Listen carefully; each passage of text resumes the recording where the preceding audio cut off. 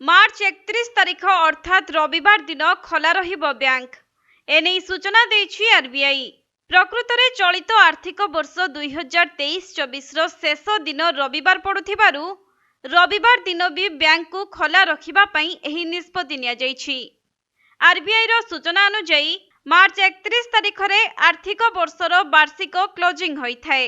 एथिपई सबो बैंक खोला रहिबो। एथिसहित आयकर विभाग मध्य रविवार एहार सबु ऑफिस खोला रखिबा नै सूचना रहिछि।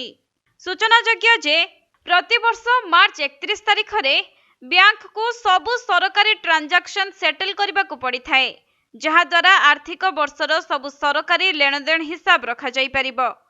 एथिपई national electronic fund transfer NEFT एवं real time gross settlement RTGS रो समष्टि द्वारा हेबाकु थिबा ट्रांजैक्शन मध्य मार्च 31 तारिख राति 12टा सुधा जारी होइथाए। आउ एथर मार्च 31 तारिख रविवार पड़ुथिबारु रविवार दिन समस्त बैंक खोला रखिबा पई एभली निष्पत्ति निया जाइछि। तेबे केवल जे बैंक एही काम पई खोला जिवो ताहा नुहे, बरं रविवार दिन साधारण लोकमाने मध्य बैंक सेवा पाई परिबे।